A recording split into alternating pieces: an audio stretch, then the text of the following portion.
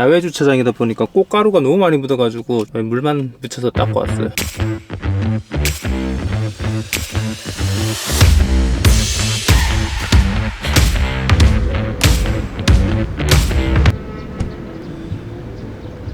제가 아까 전에 봤던 그 스팅어랑 EV6 GT가 같이 나오는 광고를 보고 그 뽕이 차올라가지고 원래 계획이 없었어요. 원래 스팅어 다음으로 EV6 GT가 아니었는데 충동적으로 렌트를 했습니다. 그래서 만족을 하느냐고 묻는다면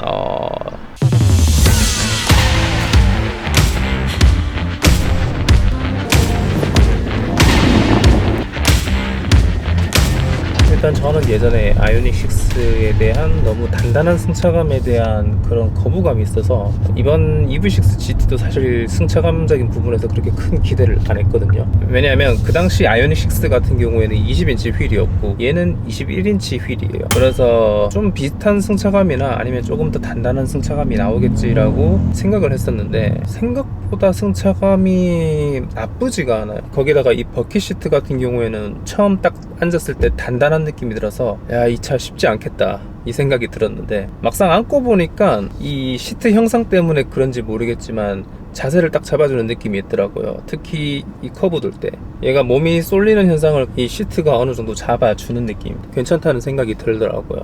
근데 이 버킷 시트 수동 조절은 좀 충격이었어요. 원래 버킷 시트가 이런 거예요? 깜짝 놀랐네요. 이 차가 7,200만원짜리 차인데 가능한 일인가? 하지만 근데 이 버킷 시트의 착자감은 꽤 적응도 잘 되고 승차감도 나쁘지 않게 잡아주는 것 같습니다. 그리고 그때 아이오닉6 같은 경우에는 좀 운전하다가 머리가 통통통 튀는 그런 현상이 좀 있었는데 얘는 그런 현상은 없는 것 같아요. 이거는 근데 기대를 안 하고 타서 그런 걸 수도 있을 것 같은데 스팅어보다는 조금 더 단단한 느낌이에요. 근데 나쁘지 않아요. 그래서 승차감적인 부분에서만 봤을 때 일상 주행에서 나쁘지 않게 그런 생각이 들더라고요. 그리고 차체 자체도 CUV라서 그런지 그렇게 높은 느낌이 안 듭니다. 적당히 SUV보다 살짝 안정감 있는 포지션 느낌.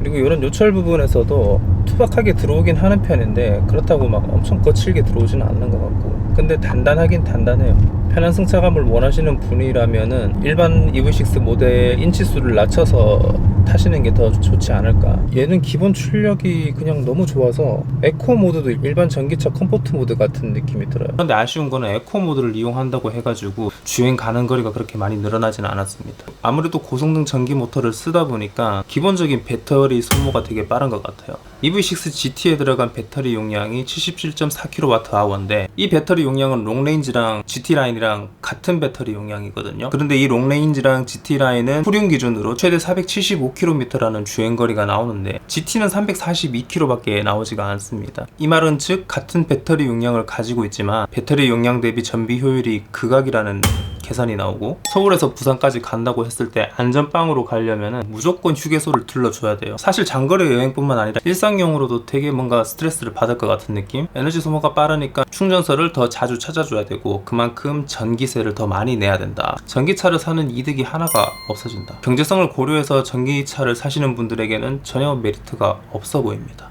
이 정도 전기세면 거의 하이브리드 연료랑 비슷하지 않을까 생각이 들기도 하고, 이래서 스팅어의 유산을 이어받은 거구나. 뭐 이딴 걸 이어.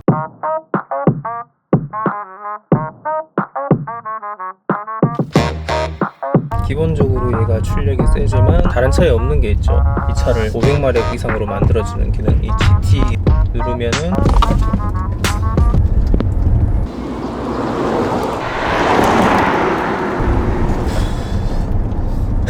이거는 고기가 확 제껴져요. 그러니까 이게 재밌어요. 재밌는데 내가 이 기능을 쓸 일이 얼마나 될까 이런 생각이 드는 거지. 왜냐하면 이렇게 배터리 소모도 엄청나게 커지고 옆에 사람 태우고 놀이기구 같은 그런 기분을 내게 해주는 데는 딱 좋은데 잠깐 즐기는 용이고 이거를 어디서 발려는 거죠. 분명히 이 모드가 재밌긴 해요. 그냥 GT를 누르는 순간 뭔가 다른 차로 변신한다는 느낌이 드니까 이 변신 기능을 얼마나 자주 사용할지는 모르겠어요. 그러니까 얘는 직발은 되게 좋은 것 같은데 직발 성능만큼의 안정감은 잘 모르겠어요. 노면이 살짝 안 좋아버리면 조금 불안해지는 느낌이 있어가지고 이것도 좋은 길에서 밟아야 될 것 같아요.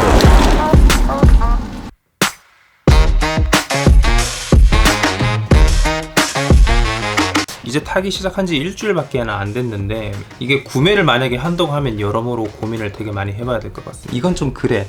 다른 건 몰라도 이건 좀, 물론 이렇게 라인업이 다양해지면 구매자들의 선택의 폭이 조금 더 다양해지고 넓어지는 건 좋은 것 같은데, 역시 요 GT 모델은 고성능 차들의 포지션에 있다 보니까 대중들의 지지를 받기는 역시 쉽지는 않을 것 같습니다. 앞으로 한 3주 정도는 더 타야 될 텐데 브이로그나 컨텐츠를 통해서 좀 더 다양한 정보를 드릴 수 있도록 한번 이야기해 보도록 하겠습니다. 오늘은 짧게 이 정도로 영상을 마치겠습니다. 영상 끝까지 봐주셔서 감사합니다.